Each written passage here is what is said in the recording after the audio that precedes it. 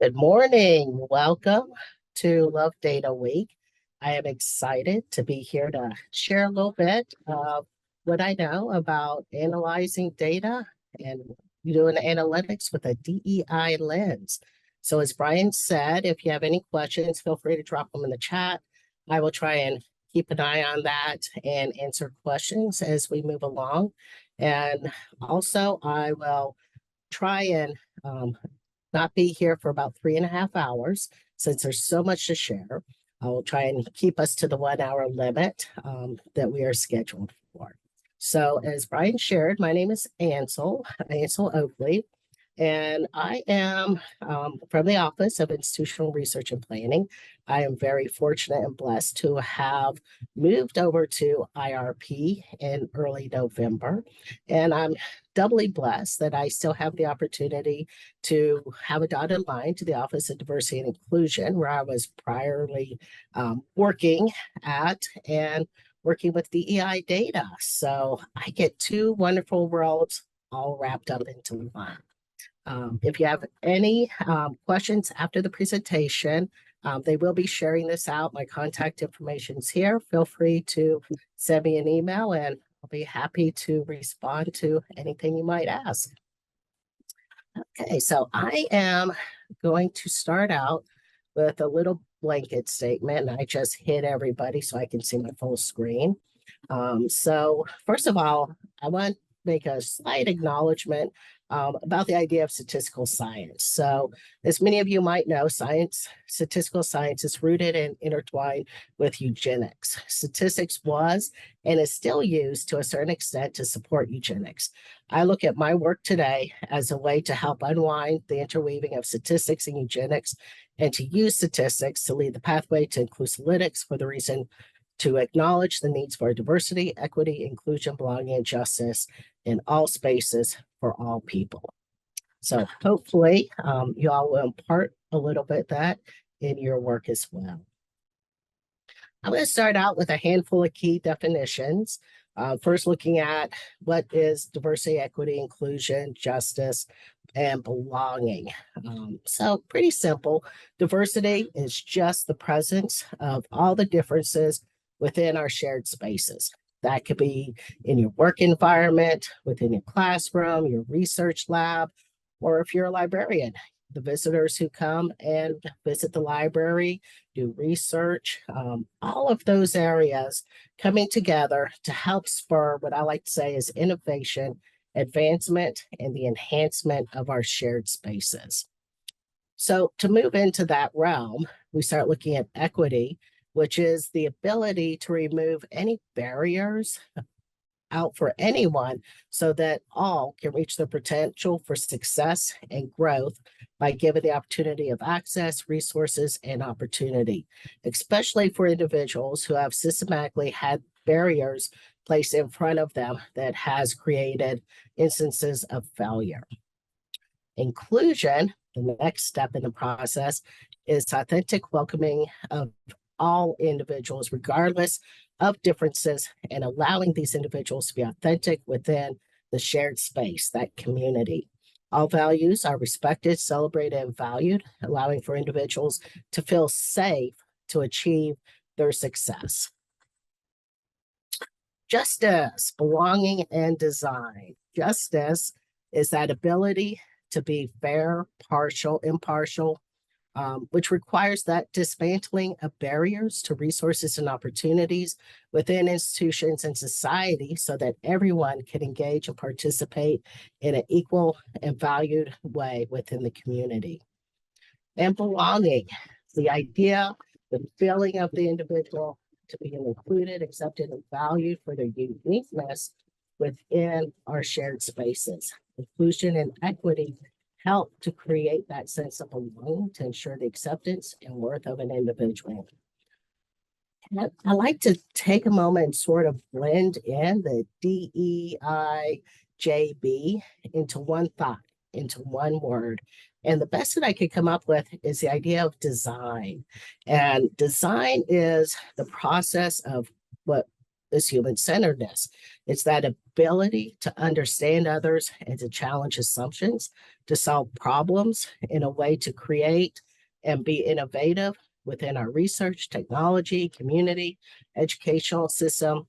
It's the ability to have empathy with others to create a DEIJB experience for everybody, be it our students, be it our clients, if you're in the College of Medicine, your patients, wherever we're engaged within our various communities. So those are the basics to get us started with our discussion today. So what is the purpose of your DEI work? So you're here today because you're interested in research, analytics with that DEI lens. So I want you to take a moment and sort of think about what are you interested in? What's the purpose of wanting to look at DEI lens into the work that you are progressing through? So the first thing I like to do is sit down, identify that purpose. What is this DEI work going to bring to my institution, my unit, my research, whatever that may look like? So some questions that you can ask yourself is, are you looking to create innovation to broaden your institution?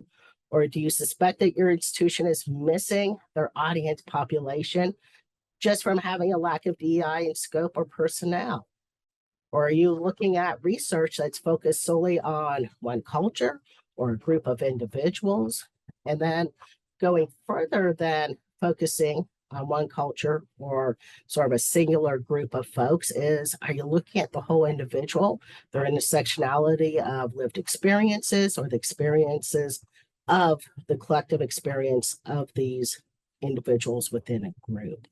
So that's sort of the beginning steps as you start wanting to sort of bring DEI into your work. And the first thing after identifying your purpose is the whys. Okay, so we're trying to find our purpose, but really, where are we going? What is driving that purpose? Are we just trying to check the box? Are we here to say, okay, we should be doing this, so we're going to do a little bit of DEI work, look at through some DEI lenses, and check that box off, and we're happy. And we are able to move on to the next project. And or are we looking at trying to have some positive and additional information about our work, research, or analytics? What's happening with our institution? What are those goals? Are we trying to move that dial upwards on having diversity headcount with our employees, our staff, our faculty, or our students? And with that, there's going to be a lack of movement on equity and inclusion, but these pluses quickly become minuses when we don't incorporate that equity and inclusion. We're just sort of getting that basic pulse, which is a good starting point, but there has to come that next step after looking at this information. There's also, being a cat person, is curiosity. Cats are curious about everything. And I think as researchers, practitioners of analytics, that we're all curious. And this is not a bad thing for DEI. But sometimes you start digging into DEI data or using a DEI lens just to sort of see what exists within the shared space. It's also a good starting point, but if you're not moving forward with your work and it's just sitting here, you have a breadth of knowledge, you have a scope, and it could be that you're stuck, you don't know what to do with this insight, or maybe you don't have someone who can help champion moving this forward. So hopefully today we can sort of figure out those next steps once we have these whys and what to do. Let's move upward, onward, and share our knowledge and make some advancements. Okay, a couple more whys before we move on. So knowledge. So having that knowledge is ability to make a sustainable, positive advancement within our shared spaces for everyone, for each individual, either through medicine, education, resources. And we are now starting to empower the diversity of our community. There's change and growth, which then takes that knowledge and it's going out, hopefully creating a positive change. We can create negative changes But hopefully our goal is the positive and to grow as a species. We want to see everyone to succeed as individuals, which then helps the community to succeed as well. Our corporations concede by having that breadth and the scope of a DEI lens, and to help promote healthy growth of students, employees, patients, businesses, which once we get to change and growth, that's going to lead to some really great innovation. This gives us that growth of allowing new ideas, new frameworks to come into play that in turn benefits the knowledge, the change, the growth that can only exist through authentic diversity, equity, and inclusion. I love to see what US X workers and designers do. So folks that go out and design like apps and programs, they sit down and really go through a great process of knowing their audience and learning about the diversity of their audience to make those apps and applications very successful. And I think the idea of that design really helps us to move forward as well. So as I mentioned that in my definitions, we'll be looking at design and how to employ that within our work. All right, so next question is, should I or should I not use DEI data in my research and analyses? So we're going to go back to the last two slides that we talked about, which is step one, identify your why. Why do you want to use DEI data in your analyses? If it's to check the box, okay, so that may be something that was brought down from a higher level where they just want to get that scope and understand what's happening on a surface level. Or it could be that you really want to get in there and implement some changes. My example here, and this really comes to mind during the pandemic. So we've got your medical research studies that's occurring, and you're going through and you're doing some testing, some research, and it's commonly known that the majority of folks that partake in medical research tend to be white males. And it's a great starting point, but is that equitable across all populations? And if you think back to the pandemic, one of the main things that we kept checking was our oxygen levels, like, oh, get a pulsometer, check your readings, you'll know, you're starting to struggle, have problems. And during that time, there was a lot of information that was being published imploring to the medical profession not to use these pulsometers because, one, they were only tested on white people and not any other BIPOC populations. And the company that created the pulsometer said, this tool is not to be relied upon for medical diagnoses because it can only pick up the pulse from light-skinned people. And it was not useful in the BIPOC population. And that's in the early days where we were starting to see a lot of COVID going through those populations. And here medical practitioners were making decisions based on a tool that wasn't designed to be used with all the populations. So there was a lot of discussion about what can be done, how can we move forward. I talked to several doctors and they hadn't even seen that research and weren't too certain about it. So got to have the why. What are you committed to? What are you looking at? Medical research is a big one that you can see a lot of this happening in. I think of where they talk about looking at signs of heart attacks. Again, the majority of the signs are for males, not for females. Over the years, we start seeing more research on signs and symptoms of females, and it's very different of their experience and symptoms and signs that they're having a heart attack. And that led from not having a very diverse pool and looking at various intersectionalities of the human race and trying to understand how scenarios, diseases, and events happen within various groups of people. So from there, you need to find your purpose and your need. Well, the DEI variables that you're interested in or using as your lens bring some sort of actionable insight into your work. An example of that is, are you looking at the intersectionality of collecting variables for race, ethnicity, sex, gender, age, disability, to see if that has an impact on how, if I was teaching a course, am I engaging with my students? Are my course materials engaging with the students? Is this helping the students be successful in the course and their future aspirations or their future research moving forward?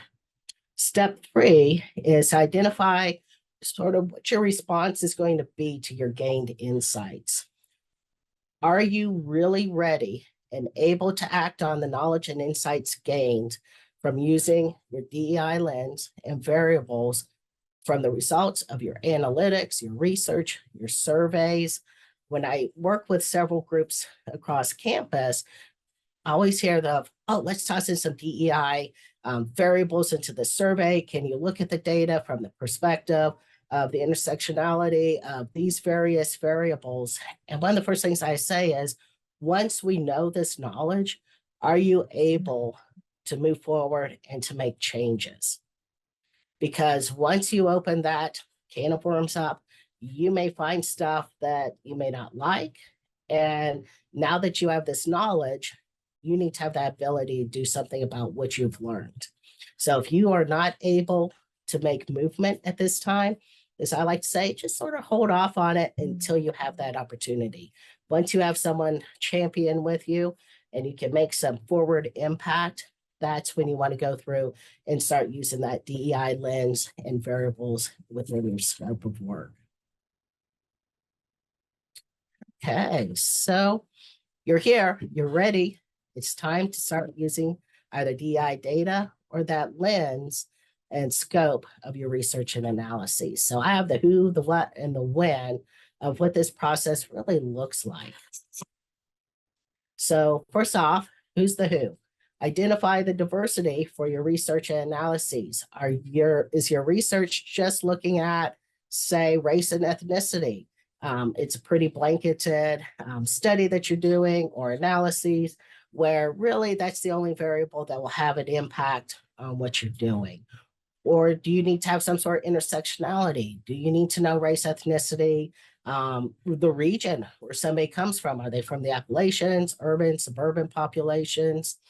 Sort of sit down and holistically look at all the different dimensions that make up the individuals that you're interested in sort of viewing and doing some analytics on.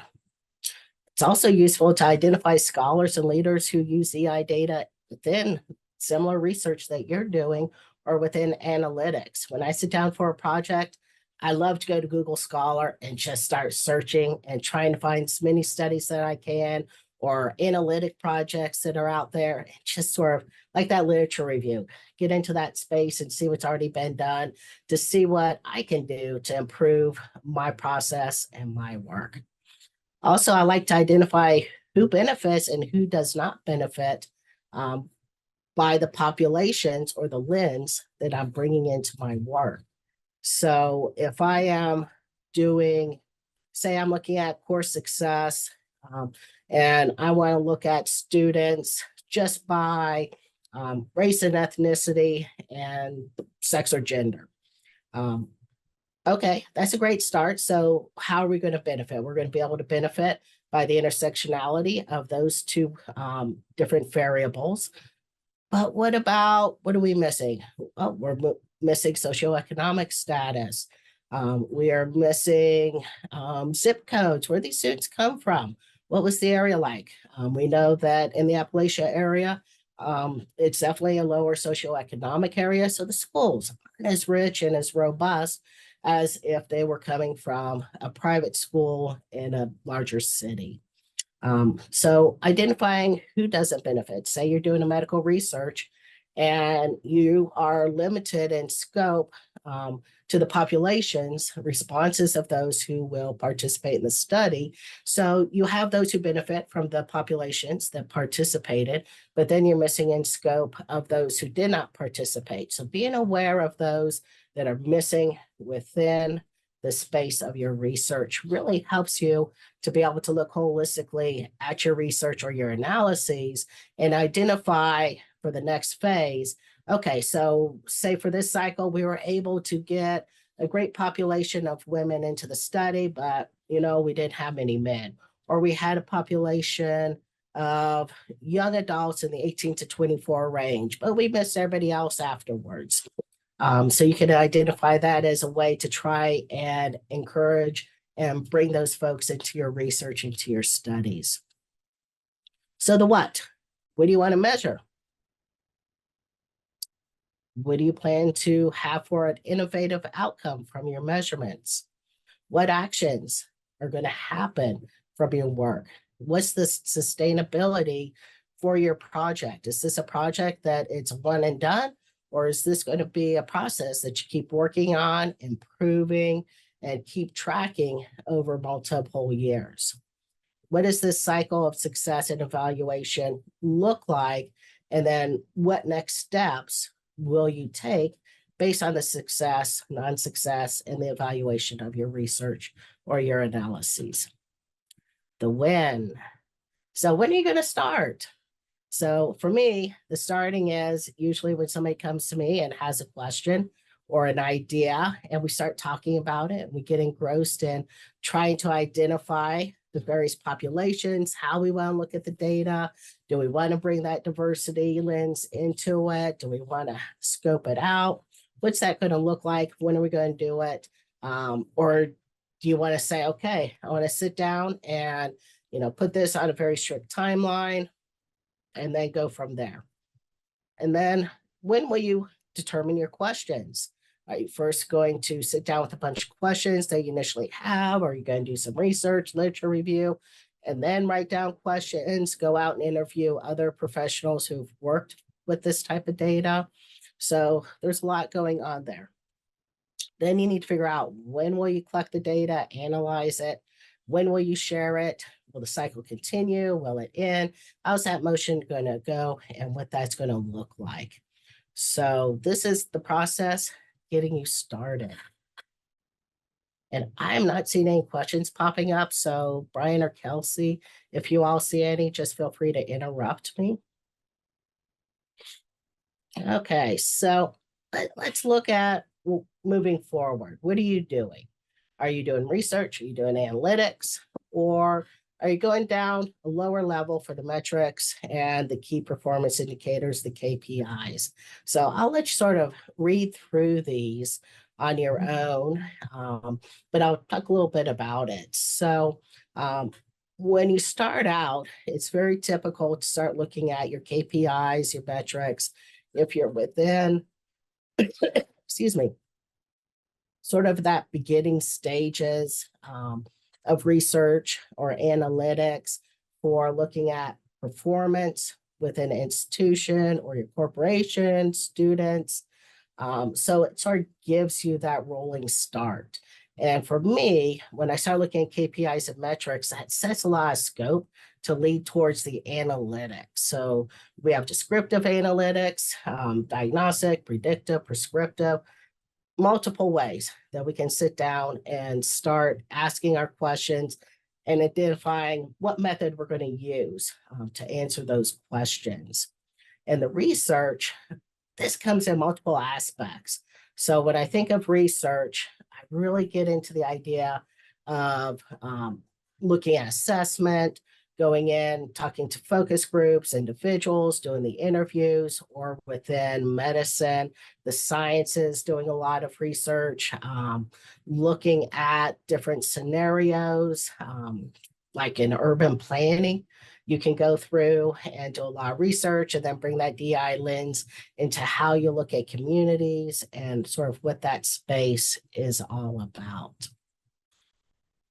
Okay, so I know I have lots of information here and we're about halfway through. So again, ask questions, and I don't want to go too fast or too deep, just so that I can share everything within our time frame here.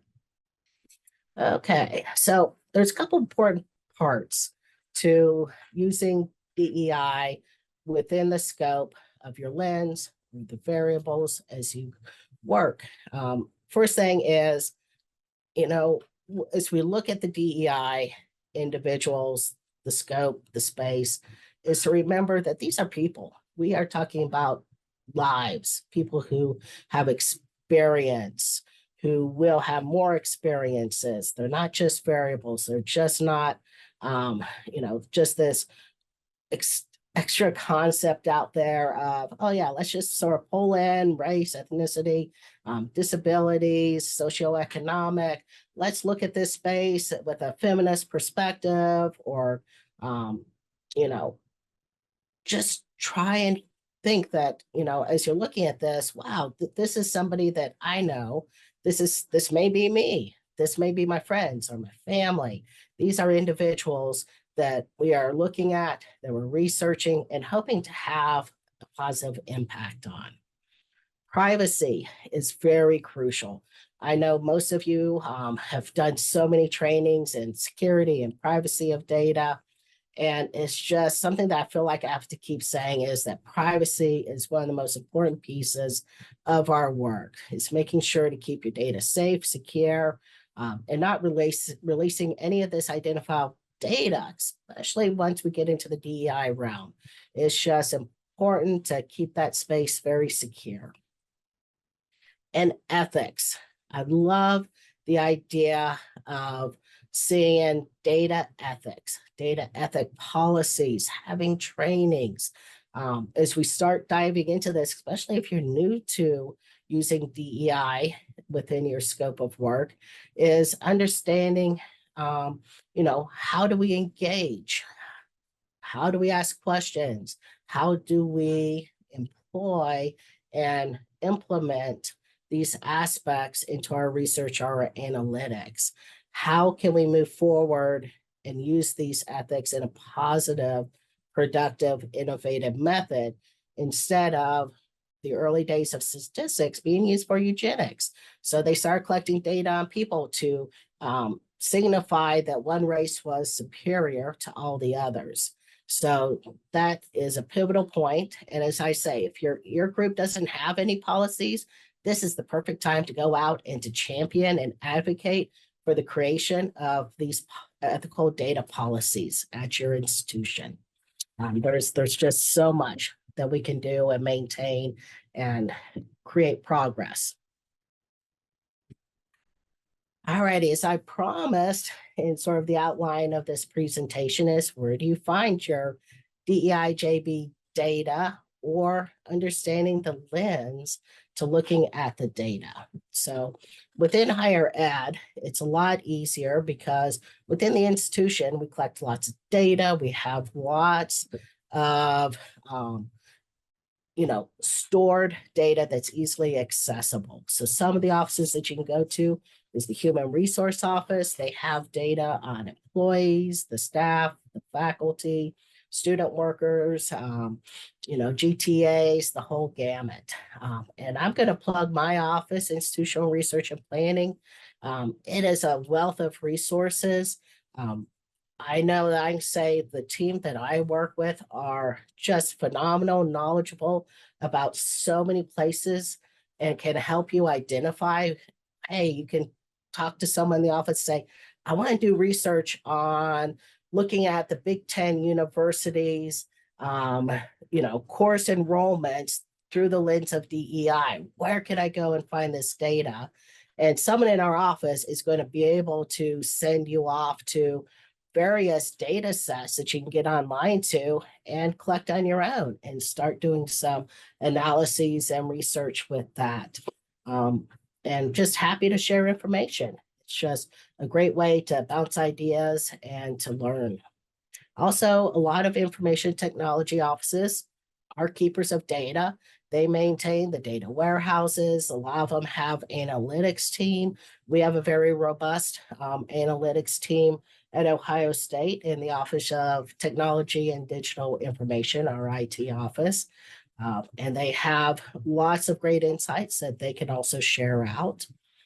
Also, you can go out and collect your own data, especially once you're into that research realm. You can do surveys, interviews, observations, experiments, etc., and just start compiling all of your own data for the research that you're working on.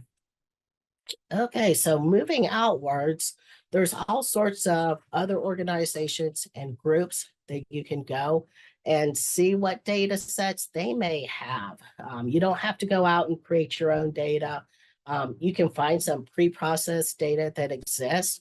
And I want to shout out to our research commons here at OSU. I have their link here. When you get the presentation, you can click on all these links and visit all these sites. But they are a great resource to finding data sets and hooking you up. Libraries are just phenomenal researchers and folks who ask questions and moving forward, and they just curate and maintain it. I have used the Research Commons so many times, and they're just phenomenal. Again, if you're looking for diversity data sets, if you go to Data World, they have 36 various diversity data sets. So that's a good starting point. I love using US Census data. I can't tell you how many projects that I've gone out and pulled data from the US Census. That we also have IPEDS, which is the National Center of Educational Statistics. It's the integrated post-secondary education data system that collects data on higher ed institutions. You also have pre-K through, well, it's pre-K through college. I have 4 kids, and I like to see what's happening at the schools here in Columbus. So I'm always going out to iPads and looking at all of the elementary, the high schools, and looking at the data and making decisions on where should my kids go to school. What does it look like in that space where I'm looking for that forward movement type educational system for my kid? I can find a lot of that information off of iPads. Also, reaching out to higher education institutions. I have reached out to some of my peer institutions and asked for data. It's like, hey, do you have any data that you can share? I can share some data here. And then let's collect it and see what we have and do some comparisons. Journals anymore today are starting to publish data sets, especially if you get government grants. They're starting to ask for the data sets so that if anybody wants to replicate the research, they have the original data set that was used in the study, and you can oftentimes request and get those. Also, another OSU plug is that we have the Translational Data Analytics Institute made up of faculty predominantly. There are many staff who participate in the institute, but there's a wealth and breadth of knowledge of, do they have data? Do they know where to get data? And they're so happy to sit down and to collaborate and share information. So these are just a few places where you can sort of springboard and start getting some data for your work. All righty, so let's talk a little bit about the lens of DEI data. And I love this little table. It's one of those licensed by Creative Commons. So I have the link there if you want to pop out and ever use this on your own. So this is only scoped out to diversity, inclusion, and equity. And then they give us, what does the lens tend to focus on? And then the idea is operating with this diversity, inclusion, equity lens. Where does that lead us to? So if we look at diversity, that's that composition, the mix of attributes of groups, of differences, may matter more than others, depending on your research or your analytics. So that gets into the space of what variables do I want to use? Are we going to use intersectionality, or are we just going to look at attributes individually? And then this helps foster representation. So this is ensuring that the demographics are reflected appropriately for whatever the participation is, the leadership, decision-making, etc. Inclusion is that mix of relationships and experiences. So what happens within a diverse group? How are these differences integrated, tapped, working, not working? And then this brings about engagement within this inclusive space that we're trying to create. So it helps us to consider ways to make diverse participants feel welcome which is that belonging sense that we talked about earlier, and allowing them to contribute more in the work field.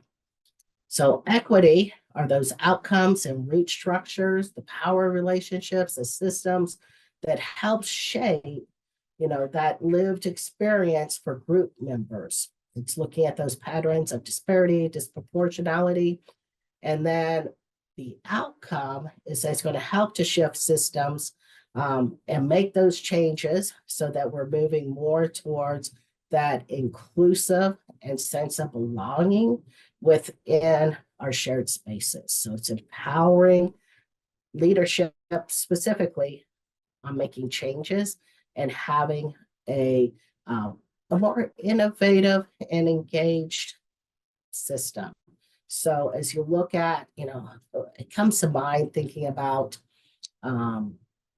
really with, the business sphere. So if you're looking at a collaborative team, say you're working in car manufacturing, and you want to go ahead and bring in various diverse populations, and say that you have one dominant culture there and then one person who's outside of it on the team.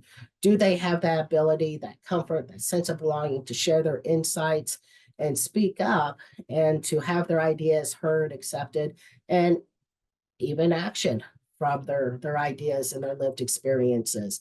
So one thing I think about is I am a very short person, and seatbelts are sort of a hassle. And as you look at seatbelts, they're typically designed for a taller bell. And when I get in the car, it just sort of comes right around my neck. And I'm like, I wonder if they ever had a shorter person on one of their development teams. And over time, you've seen where at some point, I'm pretty certain they had someone who was shorter, because you now have seatbelts where they sort of move up and down based on various heights. So how long did that take? Good 20, 30 years from the time that I thought of it until the time I saw that it was implemented. So that's sort of bringing that lens into your work. All right, so this is a chart that was brought up by Franklin Washington and a group of folks of looking at bringing DEI work into their clinical research. And this is just a massive compilation of ideas through their whole process. So they have set it up to have in the top area the actions and the objectives in the bottom. And then the top part is sort of that breakout of the project where we were talking about sort of that win in the process of who, what, when earlier. So they're starting out with the planning design, going to protocols, accrual, enrollment, studies, analysis of the results, evidence generation, and then the regulatory pathways. And as you look at this, they have embedded so much of a DEI lens into their clinical research. It's just very encompassing from the beginning to the end of this process. So this is a great mobility to employ DEI lens in that clinical setting. And I see something all of a sudden on my chat, so let me take a look here and see. Oh, okay, it's a thank you. We're good. Okay, all right. Let's see. Okay, so we still have a little time. I want to leave time at the end for some questions here. But I'm not going to read through this, but you can sort of see on this slide where it gets into in the objectives under planning and design, it talks about generating evidence with the DEI relevance, and that's getting into what are those variables that you're interested in. Are we going to use those variables, or are those the lens that we're going to be looking at the data through? And the next side, under the protocol generation, is sort of looking at, what methodology is going to be best for achieving those DEI goals? What are those, identifying those goals? And then I love at the top for the actions, they have set the diverse outreach, which we talked a little bit about, and that idea of which populations, who's going to benefit, who's not going to benefit, and looking at that scope and that sphere. And then moving across is the multilinguality and the cultural competence from the accrual all the way to the analysis. And this is very pivotal going through anything along analyses or research. It's just having that ability to have empathy, awareness, and knowledge and understanding. And with the multilinguality, I love this because you're sort of looking at the idea across many spheres. And one of the spheres that I really like to pull out is the awareness within our own language, which looking at this and what I've read, it doesn't fit per se with the research here, but I love to toss it in, is the idea of how we speak, how we share our information. So if you look at using the term underrepresented minority, URM. Right now, that's a double negative word. Under is a negative word, it's beneath. Minority means less than. So here we are giving a population that is already marginalized again, and we're using two double negatives to describe them. Is there a way that we could find a positive word in exchange for that type of a language? So I think when that gets to the analyses of the results is keeping in mind how we word and talk about the various DEI variables within our research, within our analytics. All right, so I'm going to go ahead and move on to the next slide if it lets me. Doesn't want to. There we go. Okay, so what are some ways and tools that we can look at incorporating a DI lens into our work? So a great tool that I have found is called the Metrics of Evidence for Validity Argumentation, or called MEVA. I do have a couple links noted on here that you can sort of pop in and visit the sites, but really the idea behind MEVA is that it allows us for collecting, contrasting, and integrating evidence to confirm or disconfirm the validity of interpretations for our diverse populations. So it gets in there and it allows us to start to look at, what we're collecting, what are the questions we're using, and sort of assess all of those components and be able to say, okay, so yeah, so that's a valid way to look at our data, our quantitative, qualitative information coming into the research, the analyses, our surveys, anything along those lines. So this is a really good tool to sort of sit down and, sort of ponder and look at to help you say, yeah, this is a good way to start with my, these are my questions. This is what I'm thinking about.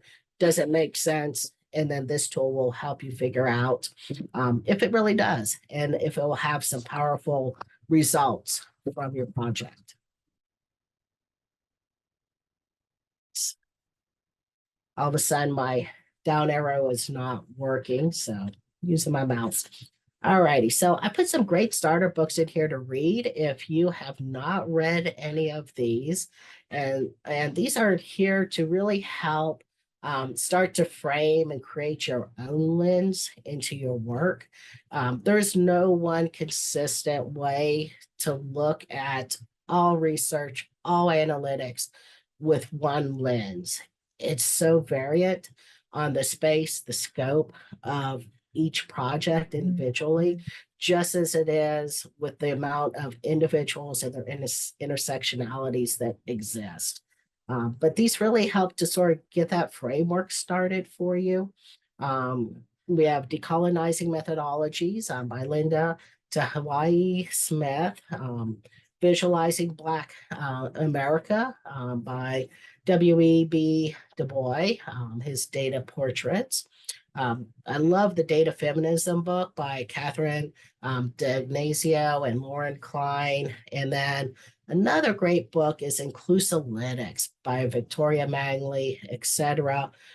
This is one of the newer books that is out there, and it sort of brings in some more modern scope and framework into having inclusilytics within your sphere of research projects and going out, collecting your data, how to write your surveys, how to present, and sort of what that lens would look like holistically as you move. Okay, so I am going to put this slide back up, oops, with my contact information, and I am going to open the floor up for answering any questions. Yes, Kelsey posted that last year they hosted Catherine and Lauren here and provided the link. Thank you very much. See if there's anything else. I'm not seeing any other questions. Does anybody have any questions? Anything you would like to share? Yeah, about 10 minutes left.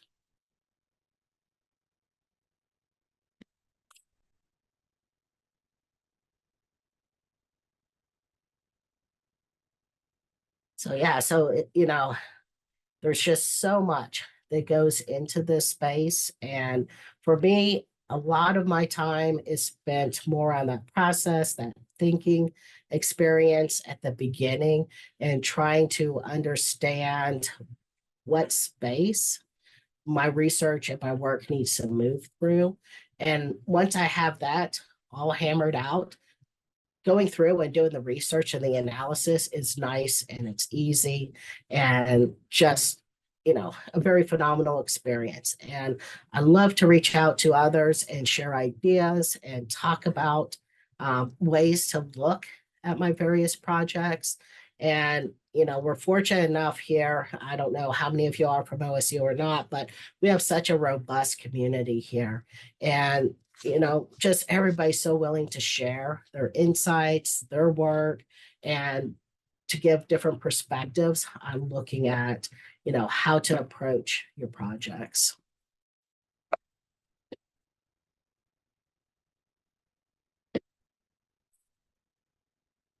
I had a quick question for you, Ansel. Yes.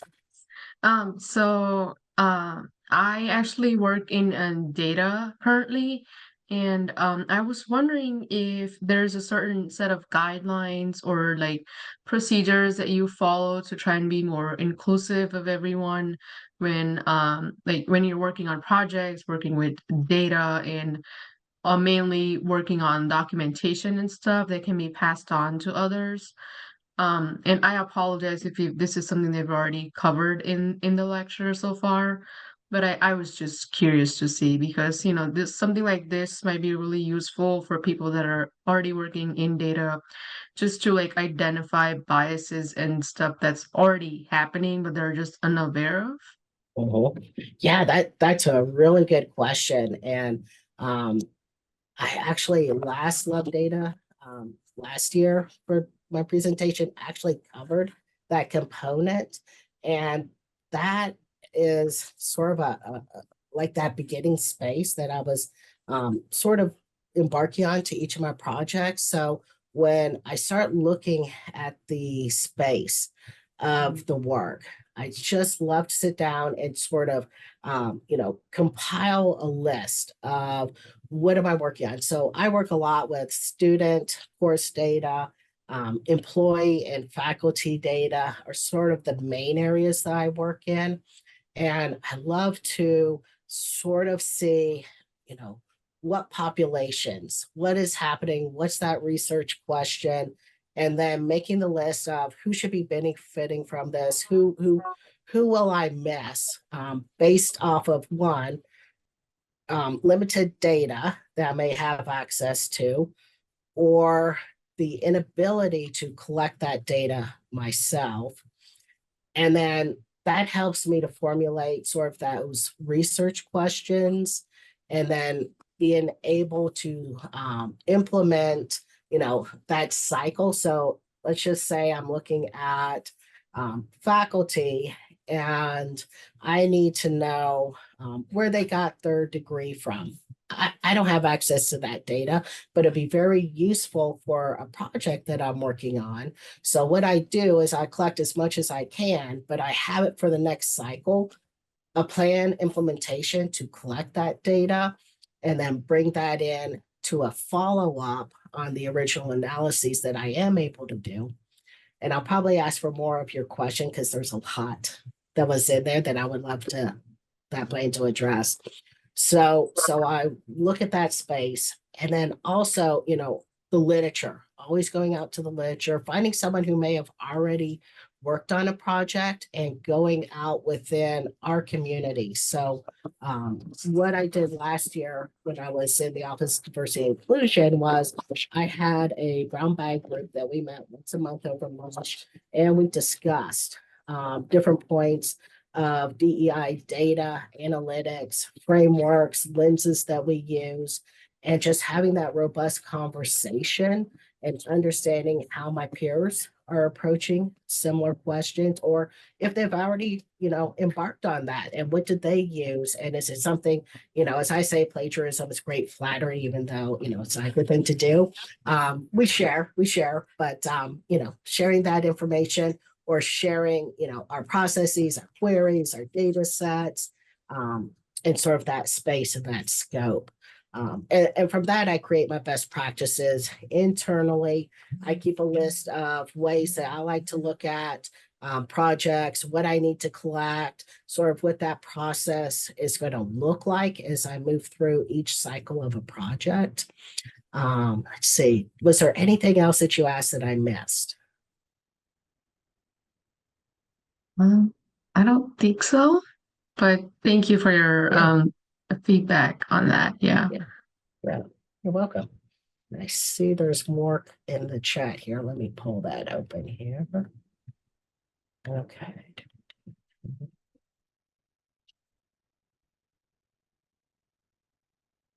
Okay, so somebody is asking about best practices for collecting SOGI data to ensure the protection of those individuals. Um, could you explain what SOGI is? I'm not pulling up what that acronym is for. Yes, so that would be sexual orientation, gender identity, or gender Mhm. expression variable. Thank you. Okay. So some best practices for collecting that data. So that gets into what scope you're collecting the data. So if you're looking at it, from the sphere of medical research, the best practices would first be to identify, do you really need this data? How will it impact your research, your study? And then using surveys. I love to use open survey ended surveys for this type of data collection because there's so many different variations and expressions, experiences, and identities. So having, you could have some, check boxes, but then have a portion to collect sort of anything that's missed in your options for collection.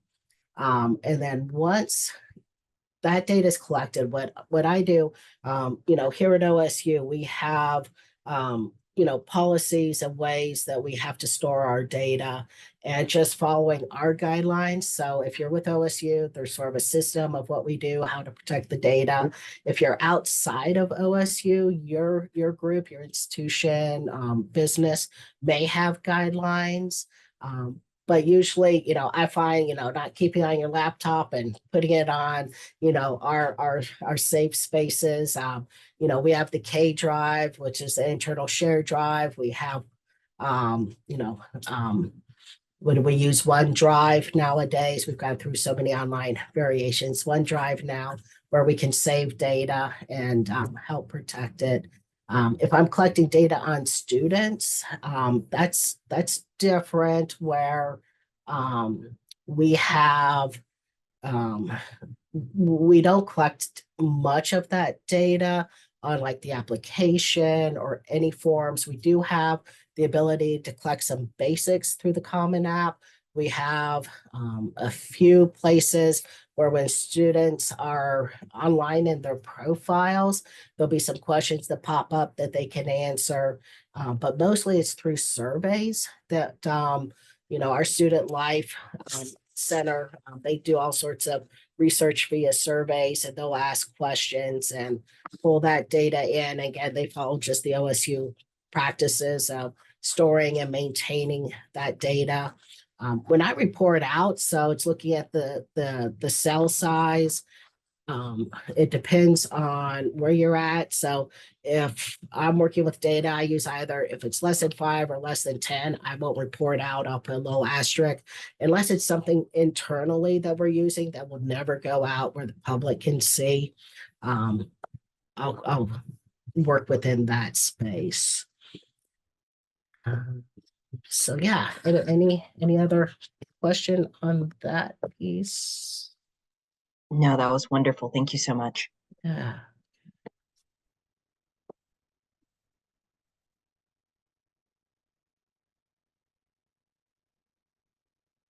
That's a great question from Joshua.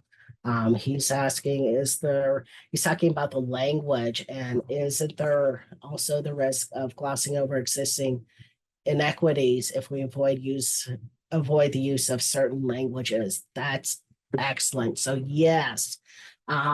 So this comes into the sphere of how you're sharing that information out. So if I'm writing a report, I will definitely keep some of that language in the report at the beginning and talking about the population and the biases that's involved in the language. So usually when I start looking at, I want to change the language of URM, and I don't do that in all spaces. So here at the university, that is a common terminology that we use for reporting.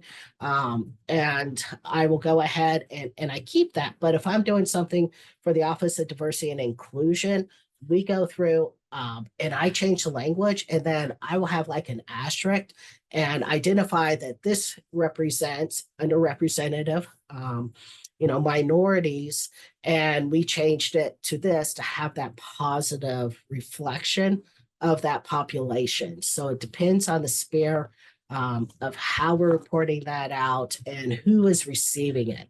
So for the populations through the Office of Diversity and Inclusion, we're working and sharing data with these very specific populations, and we want to use those appropriate positive terminology.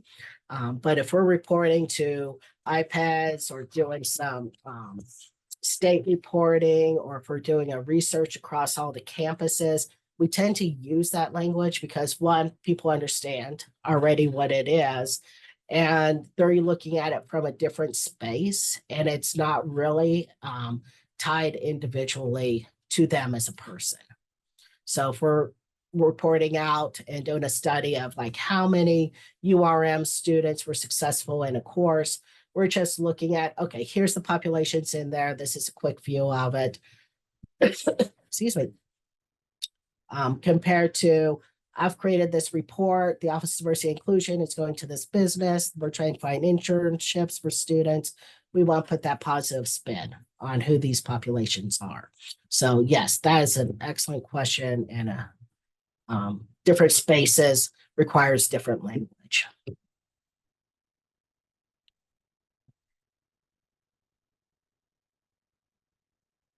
I know we're right on the cusp here, so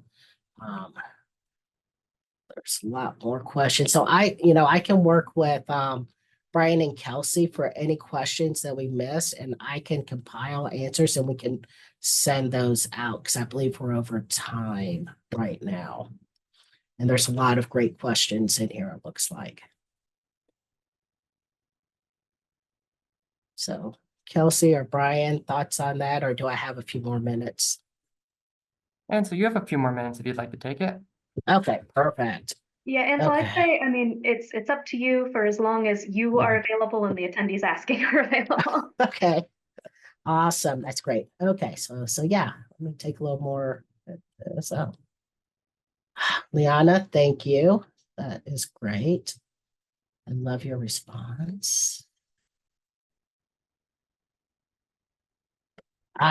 Yes, Lavada, great question. In my current role, do I anticipate the term DEI will still be used going forward? I still see DEI still being a term going forward. I know we have a lot of external pressures and ideas that's really morphing, what we do and how we move forward. But with the research and the lens itself, I still foresee that we can use the language and do work in that realm. What I see changing is, sort of that space of services that are provided. But as we start looking at research and analytics, I do not see that changing. What I do see is that there'll just be more scrutiny into the outcomes of the research and more questions is really what I see moving forward. I see the work being extremely valuable at this time. And moving forward, it's going to become even more valuable in all the work.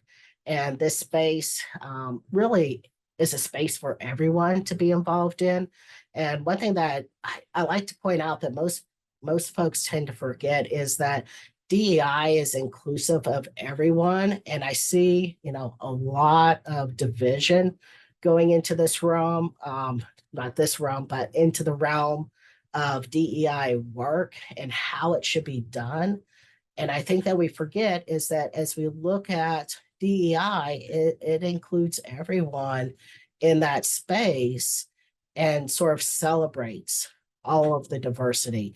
It doesn't matter who and how, because when we get into our lived spaces, we all live together.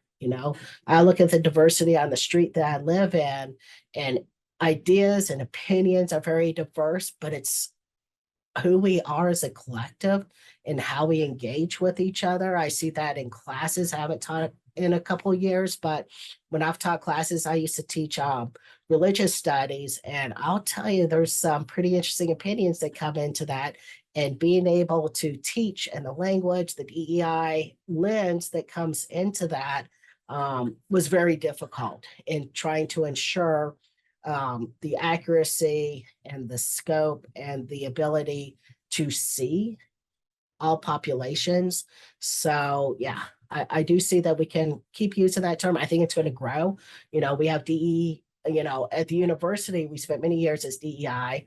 And a couple of years ago, we added in the J, and now we're adding in the B. And I would love to see the D added in, the design. If anything happens, I would love to see one word that consolidates all of these ideas into one and just celebrates and embraces diversity, equity, inclusion, justice, and belonging as just one whole wonderful umbrella without that acronym, but also without some interesting acronym. I know a lot of folks tend to use JEDI, Justice, Equity, Inclusion, and Diversity, or no, it's Justice, Equity, Diversity, and Inclusion for JEDI. But that gets into a whole new realm as well as you start getting into that Star Wars imagery, and you look at, the idea of slavery that was occurring. I mean, it's a whole wash, and there's a lot of folks who work in DEI that's like, no, we can't use JEDI as an embracing word for this work. So yeah. Okay, so how do we take into consideration people who might be colorblind? Oh, I love this one. So yeah, so I have a weird form of color blindness myself. I can only see white, black, gray, blue, and green. Everything else is all the same color to me. So as you look into color blindness and your data viz, so depending on the tool that you use, we predominantly use Tableau for our data viz. And we have some wonderful folks who went through and they sort of put in the OSU palette and they created a colorblind palette to go with it. Tableau has great colors and a colorblind palette. And I'll tell you, the OSU colorblind palette, I can't see worth a drum, and it makes no sense to me. The Tableau one is definitely a lot better. But when I build my dashboards, I typically put on, if it goes out open to, general population to see, I have a button that they can click, and it can go from a regular to a colorblind palette and changes everything. And it tries to incorporate as many variations of color blindness. I also find that adding text, you can put hovers in over a lot of your graphs and charts so that folks can hover over it and get the same information. Data viz is very hard to bring into sort of that equitable lens, and then being compliant with sort of the best practices of ADA. But a lot of tools are starting to get better at that process. But it's slow going. So a lot of it is on our end and sort of looking at what that tool is that we're using, and then seeing if we can, what type of visualization is most impactful for most people across the board, with as little text that you can add in. But there are times where we just can't do that.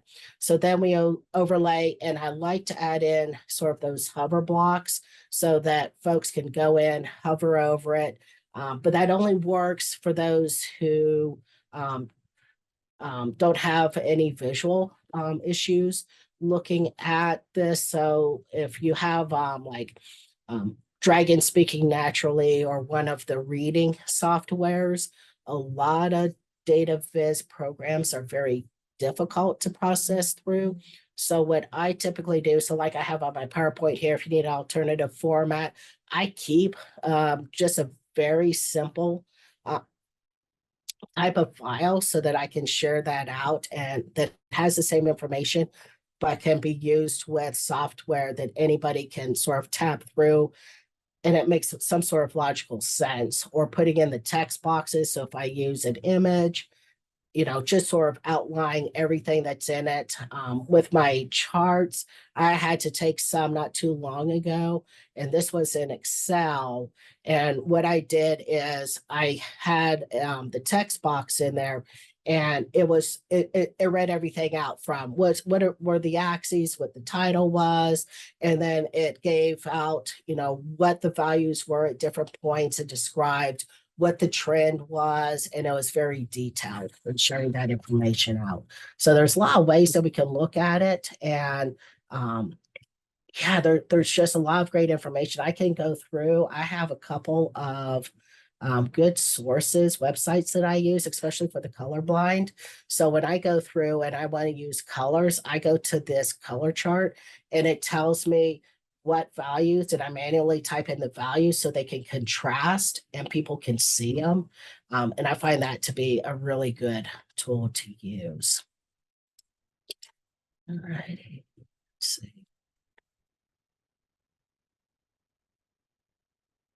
Okay, did I miss any questions?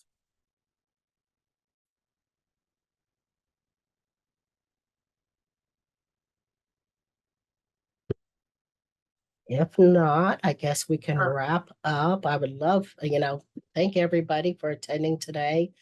Just reading through your questions here has me thinking about different ideas and approaches. And, if you have anything, just feel free to reach out. I'm always happy to chat and, share information back and forth. And, if you all have some information that I missed that's just totally awesome, I am so happy to hear it as well. So I'm always learning, every day I learn something new myself.